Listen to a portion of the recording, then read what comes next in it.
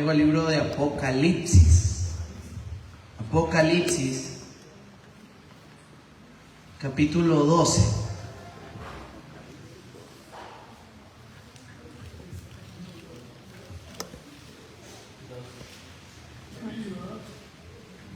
Y déjenme hablarle hoy por unos minutos acerca de unos personajes bien interesantes que salen en este episodio. Dice la Biblia, Apocalipsis capítulo 12, versículo 1, honrando al Padre, al Hijo y al Espíritu Santo. Apareció en el cielo una gran señal, una mujer vestida del sol, con la luna debajo de sus pies, y sobre su cabeza una corona de 12 estrellas. Y estando encinta clamaba con dolores de parto en la angustia del alumbramiento. También apareció otra señal en el cielo. He aquí un gran dragón escarlata que tenía 7 cabezas y 10 cuernos, y en sus cabezas 7 diademas. Y su cola arrastraba la tercera parte de las estrellas del cielo y la arrojó sobre la tierra. Y el dragón se paró frente a la mujer que estaba para dar a luz, a fin de devorar a su hijo tan pronto como naciese. Y ella dio a luz un hijo que regirá con vara de hierro a todas las naciones.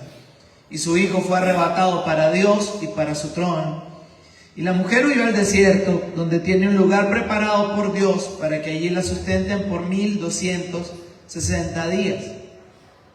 Después hubo una gran batalla en el cielo. Miguel y sus ángeles luchaban contra el dragón, y luchaban el dragón y sus ángeles, pero no prevalecieron, ni se halló ya lugar para ellos en el cielo. Y fue lanzado fuera el gran dragón, la serpiente antigua, que se llama Diablo y Satanás, el cual engaña al mundo entero. Fue arrojado a la tierra, y sus ángeles fueron arrojados con él. Amén. Toma su lugar, Dios me bendiga.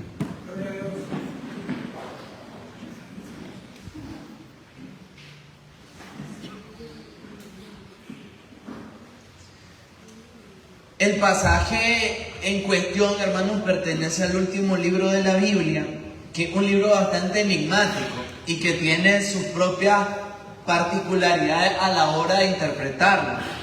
No voy a entrar en detalle acerca de cada uno de los personajes que salen ahí descritos, dependiendo cada escuela de interpretación teológica. Algunos van a decir que la mujer representa a la Virgen María, otros van a decir que la mujer ahí representa a la nación de Israel. Eso no se tiene realmente claro, no se puede escribir sobre piedra.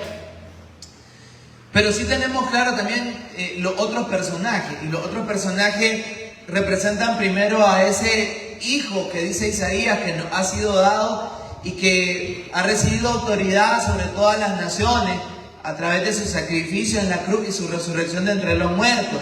Ese que va a regir las naciones con vara de hierro no es nada más y nada menos que nuestro Señor Jesucristo. Y también aparece el antagonista de la historia o del relato de la redención, que es esa serpiente antigua, representada en este caso como un gran dragón poderoso de color rojo y que tiene un aspecto bastante monstruoso, bastante que asusta, que intimida, y que menciona la Biblia una cosa bastante curiosa, y es que con la cola de este dragón dice que arrastraba la tercera parte de la estrella. Y la misma explicación del pasaje nos dice que esa tercera parte de la estrella representa aparentemente a los ángeles caídos, a los seres celestiales que este enemigo de Dios engañó y reclutó para sí mismo.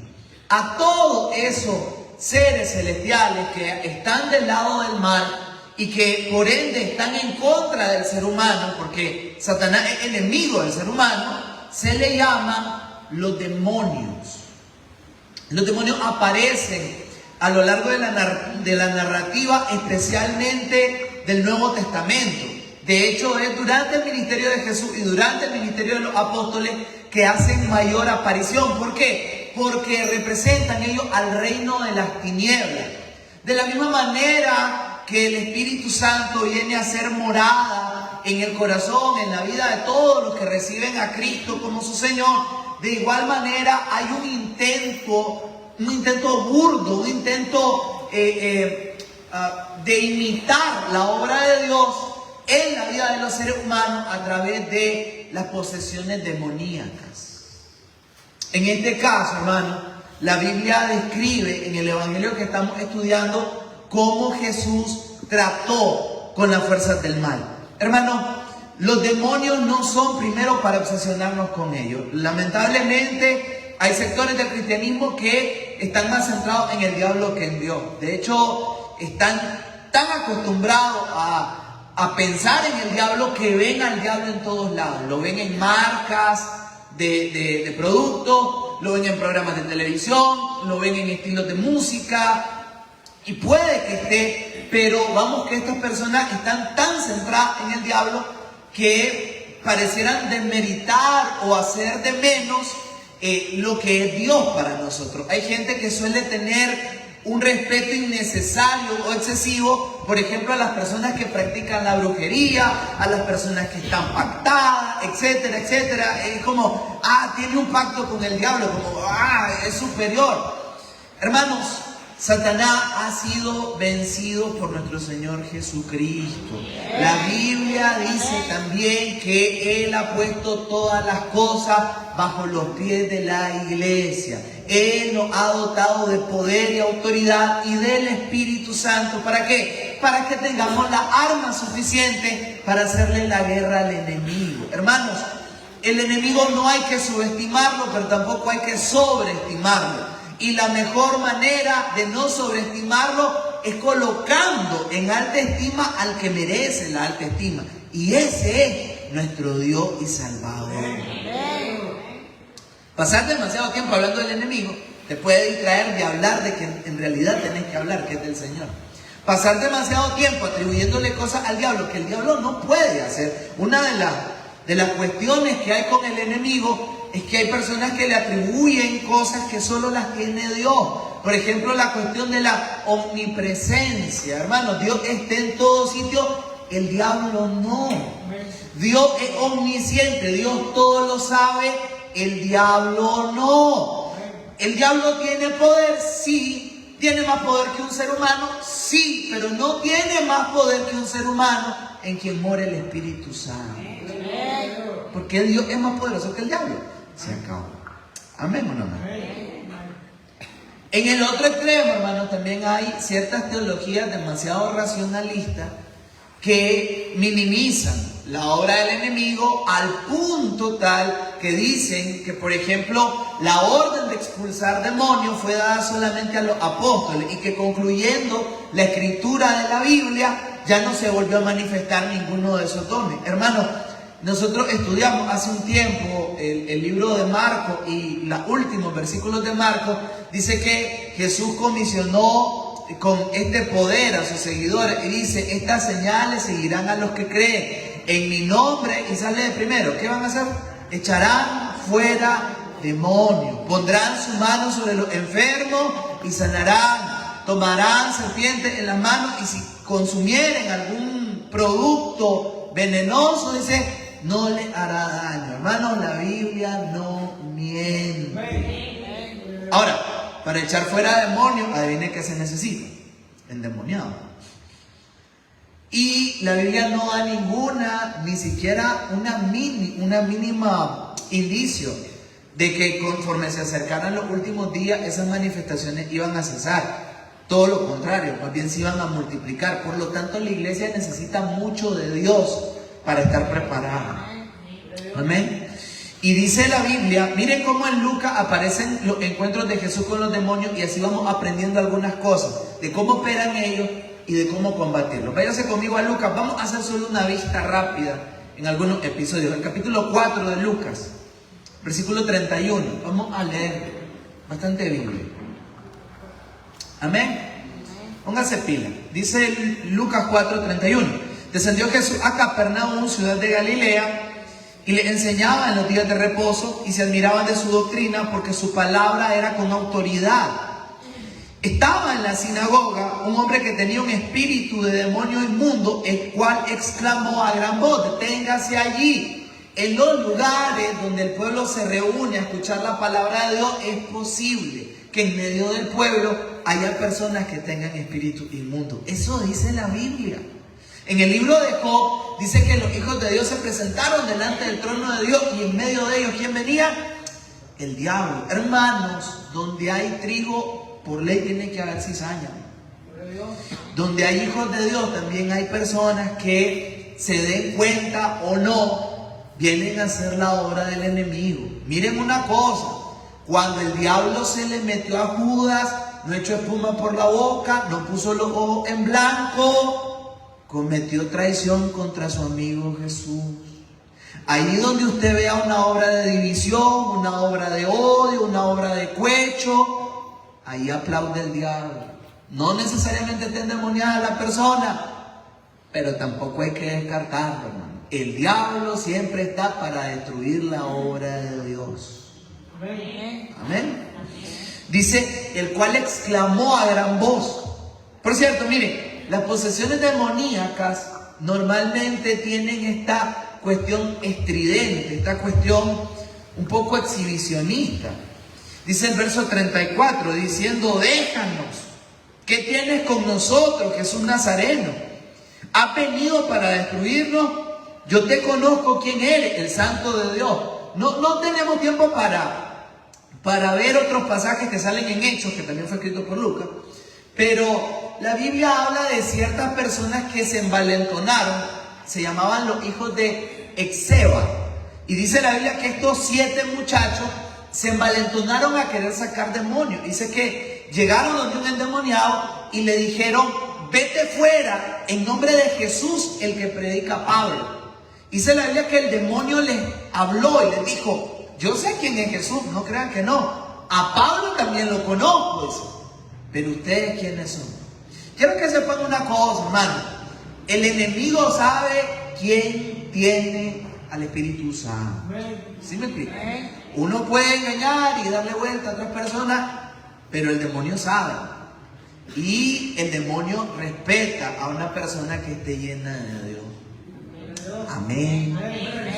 Un predicador muy famoso latinoamericano solía decir que un hijo de Dios es famoso en el cielo porque va bastante al trono de la gracia, orando, pero que también es famoso en el infierno. ¿Por qué? Porque hace estragos en el reino de las tinieblas. Es decir, una persona llena de Dios arrebata almas del enemigo. Una persona llena de Dios es alguien que puede orar lleno del Espíritu Santo por un enfermo y Dios glorificarse sanando a ese enfermo. Y también llevar, como leíamos en la obra de Jesús, libertad a los que están cautivos por el diablo. Entonces, hermano, el enemigo sabe si nosotros tenemos una vida devocional. El enemigo sabe si nosotros tenemos una vida de integridad. El enemigo sabe si nosotros tenemos una vida en la palabra de Dios. Por eso la Biblia dice: acérquense a Dios, resistan al diablo, y por conclusión, ¿qué va a pasar? Él va a huir, él tiene que huir. ¿Por qué? El diablo no soporta la presencia de Dios, por eso la necesitamos. Versículo 35, Jesús le reprendió diciendo: cállate y sal de él. Entonces el demonio, derribándole en medio de ellos, salió de él y no le hizo daño alguno. Y estaban todos maravillados y hablaban unos a otros diciendo: ¿qué palabra es esta que con autoridad y poder manda los espíritus inmundos y salen? Y es simple, hermano. Jesucristo es Señor sobre todas las cosas. El diablo no tiene un trono en el infierno. El infierno fue diseñado para castigar al diablo. El diablo solo es rey sobre los corazones que lo dejan entrar, más nada. Pero hermanos, olvídese del Señor en la tierra y su plenitud, el mundo y los que en él habitan.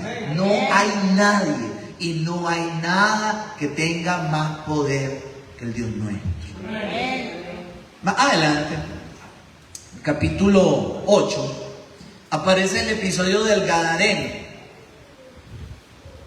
Hay cierta dificultad para interpretar este pasaje porque en otro de los evangelios aparecen 2 endemoniados gadarenos.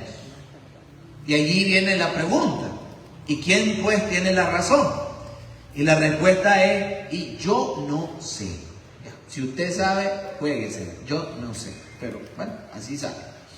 Versículo 26 del capítulo 8 dice, y arribaron a la tierra de los Gadarenos, que está en la ribera opuesta a Galilea. Al llegar en la tierra, vino a su encuentro un hombre de la ciudad, endemoniado desde hacía mucho tiempo, y no vestía ropa, ni moraba en casa, sino en los sepulcros. Este, al ver a Jesús, lanzó un gran grito y postrándose a sus pies, exclamó a gran voz, ¿qué tienes conmigo, Jesús, Hijo del Dios Altísimo? Te ruego que no me atormente. Deténganse ahí. Santiago, en su carta, escribe del problema que hay en tener una fe que se limite solamente a lo intelectual, a lo conceptual.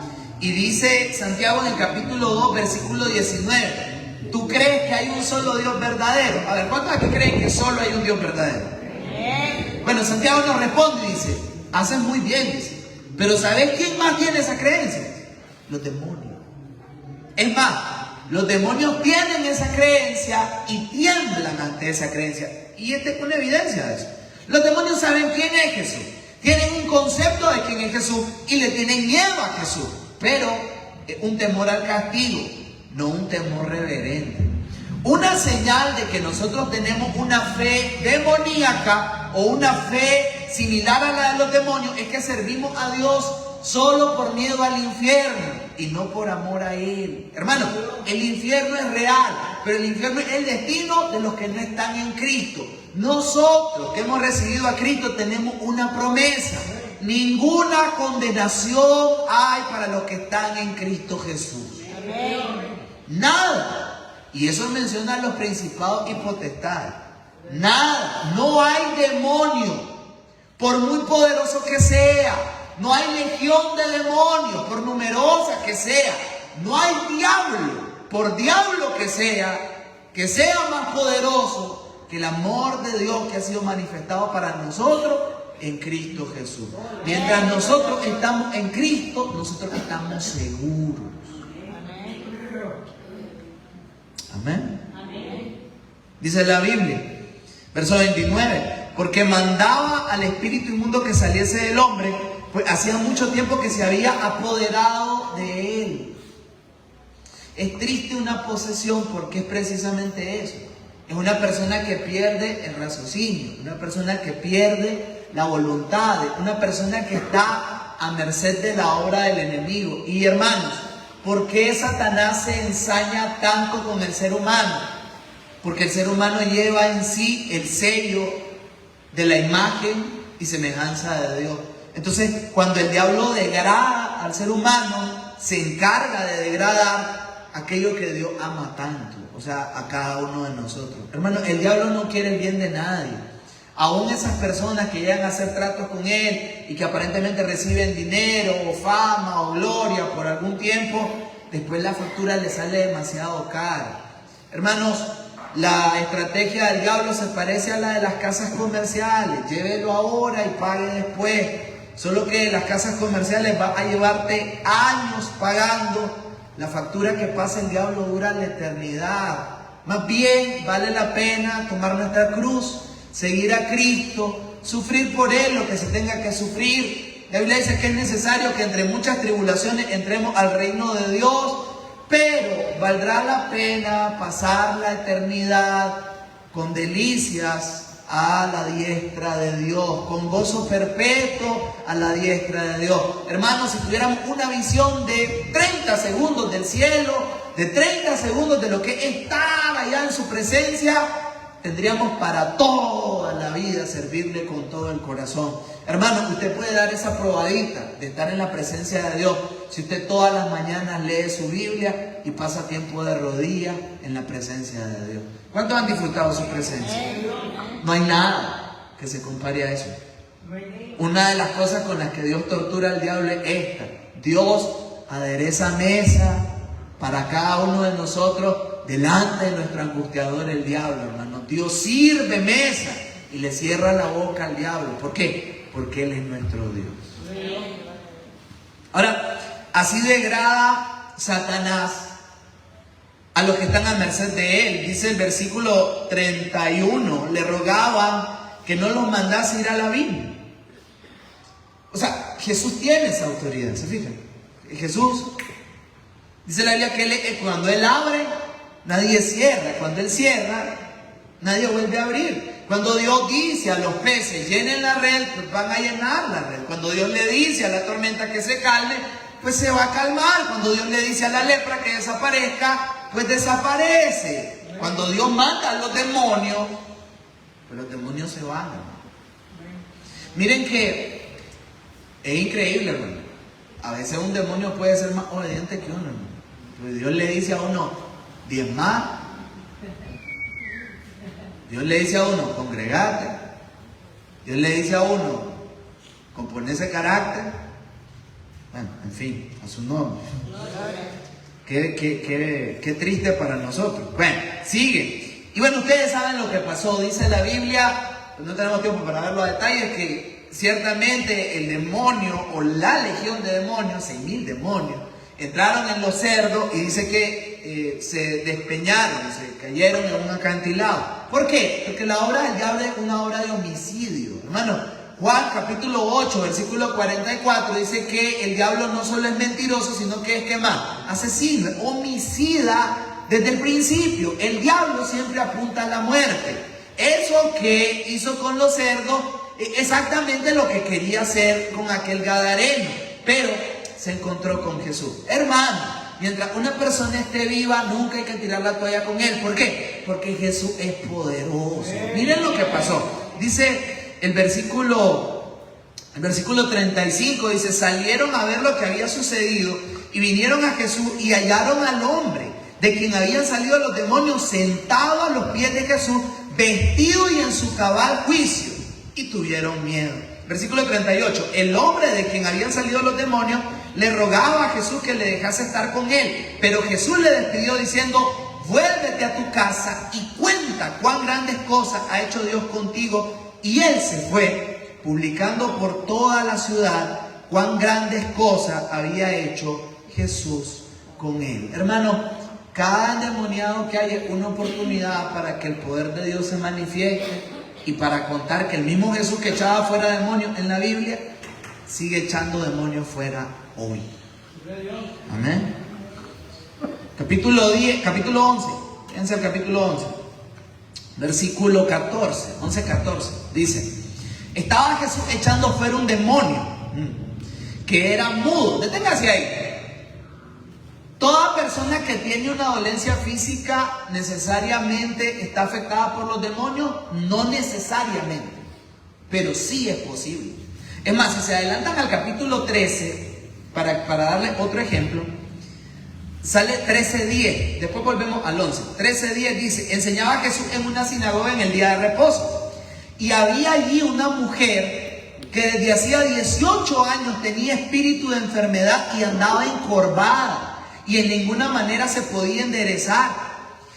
Cuando Jesús la vio, la llamó y le dijo: mujer, eres libre de tu enfermedad. Y puso las manos sobre ella y ella se enderezó luego y glorificaba a Dios.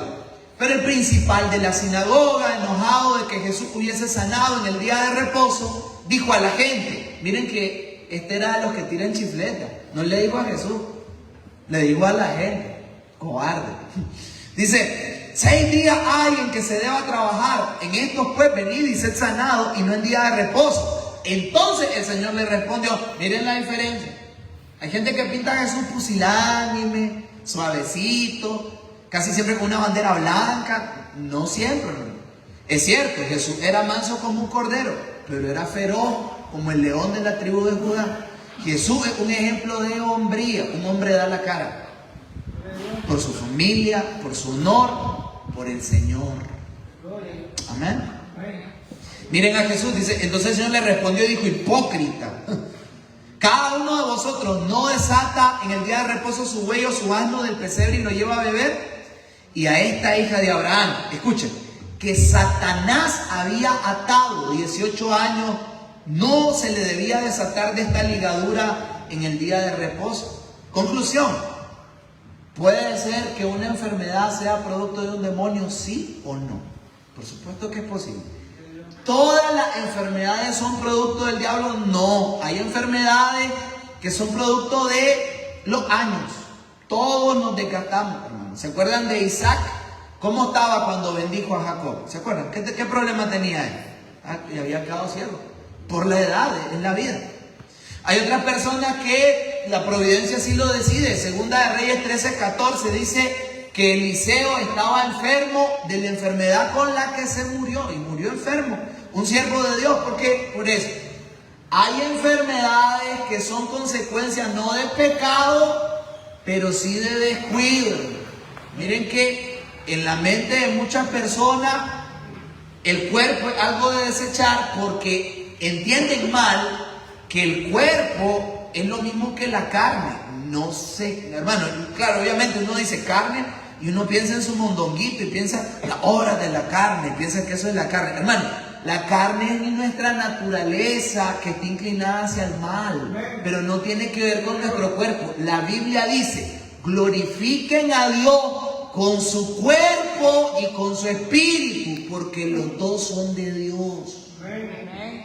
Cuando Dios creó al hombre a su imagen y semejanza, ¿qué dice la Biblia sobre el hombre? Dice que todo lo que Dios había creado era, ¿cómo era? Bueno. Así que, hermano, hay personas que se enferman porque comen mal, porque no hacen ejercicio, porque no duermen, porque duermen a destiempo, porque viven ansiosas, porque se sobremedican o porque se automedican o porque nunca se medican, porque nunca se van a chequear. Hermano, sea serio, hermano.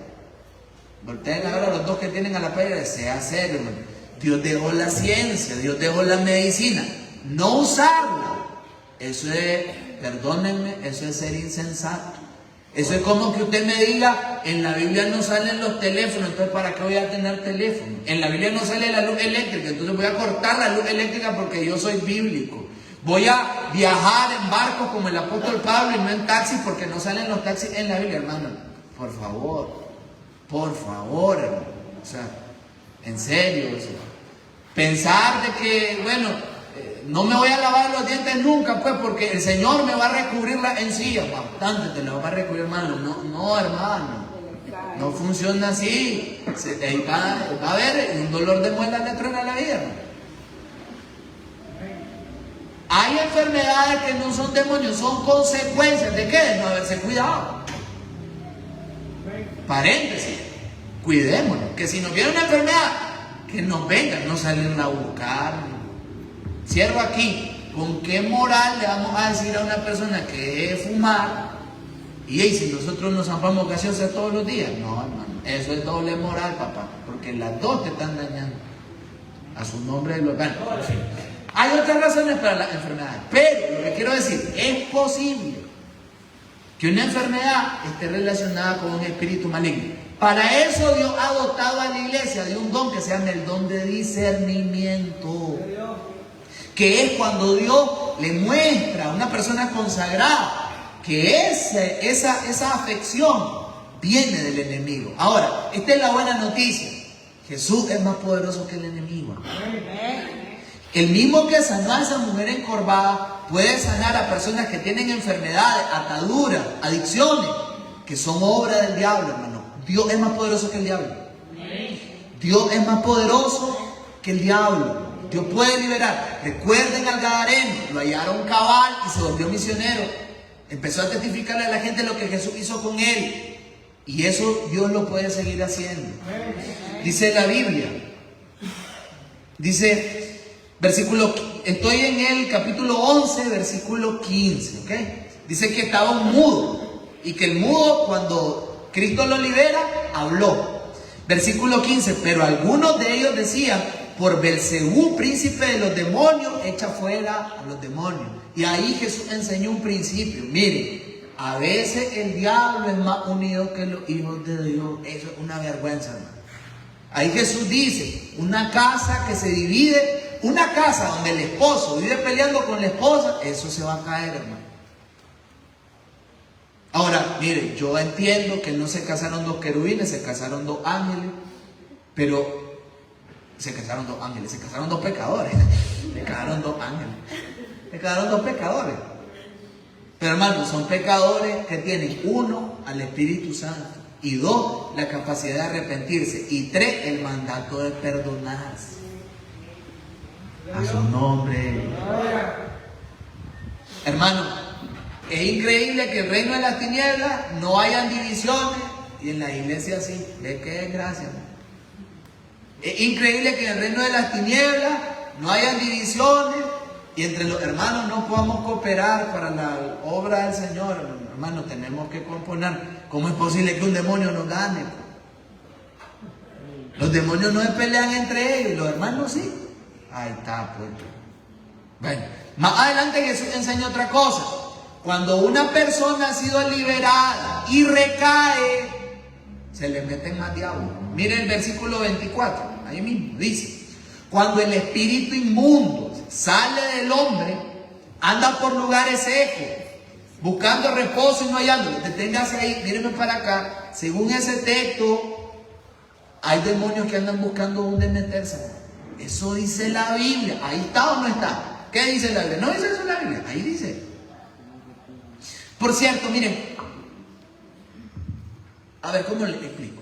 Definir todo acontecimiento grotesco, atroz, como un espíritu, es demasiado exagerado. Pero también omitirlo es ser demasiado ingenuo. Hermano, hay veces que sí son obras del enemigo. Miren, una cuestión que está pasando mucho en este país son los accidentes. Es una cuestión, una mortandad de los 3000 diablos. Sinceramente, cada que usted sale de su casa y regresa sano a su casa, es porque Dios lo protegió, sinceramente. Y hay que darle gracias a Dios por eso.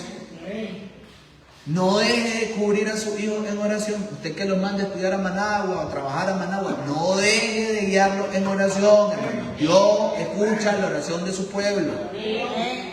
Amén o no amén. Tal vez usted no puede andar ahí con ellos, pero Dios sí puede andar con ellos.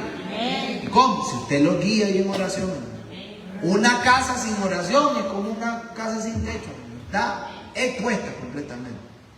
Bueno, dice: cuando el espíritu inmundo sale del hombre, anda por lugares secos buscando reposo y no hallándolo, dice: volveré a mi casa de donde salí. Y cuando llega, la haya barrida y adornada. Deténgase ahí. Cuando usted no está abierto al Espíritu Santo, usted está abierto al diablo. Usted escoge. Cuando nosotros, miren, un ejemplo clásico. Cuando nosotros venimos al culto y venimos de mala gana, porque tuvimos un mal día, todos hemos tenido un mal día algún día. Hay gente que tiene bastantes malos días. Pero bueno, tuvimos un mal día, pues venimos y no recibimos nada de Dios. Hermano, cerrarle la puerta a Dios es abrirle la puerta al diablo. Ya está.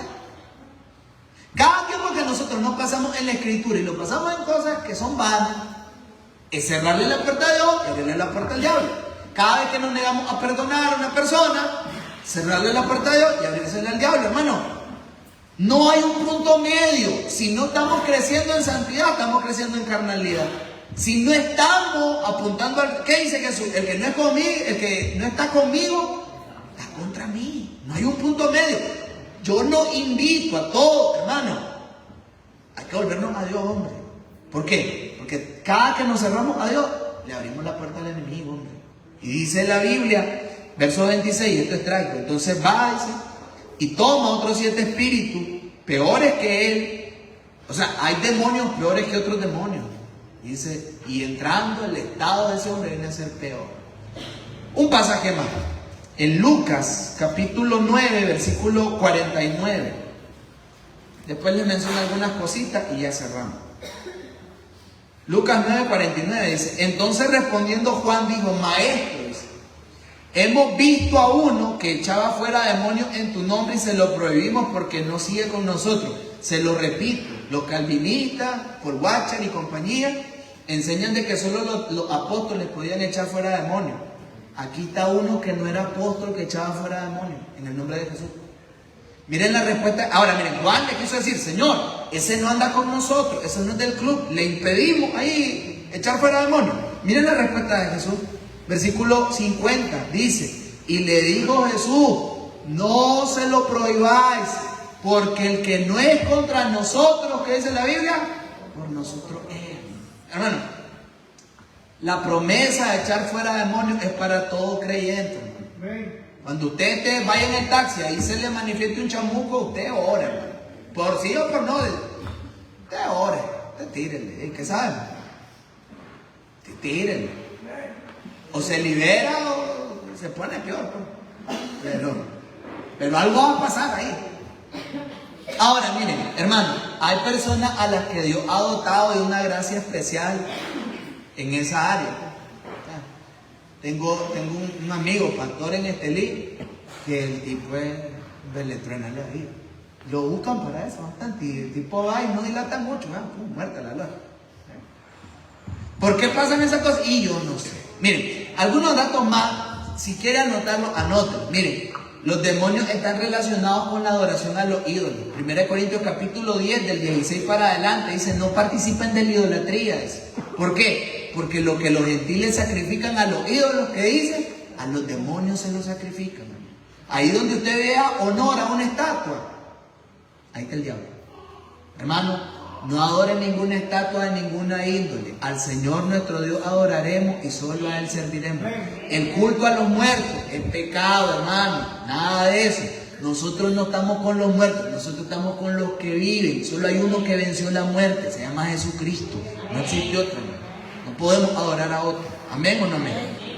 Otra cosa más, los demonios enseñan falsas doctrinas. 1 Timoteo 4, del 1 al 3, dice que en los postreros días se levantarán engañadores que escucharán doctrinas de demonios. Así dice.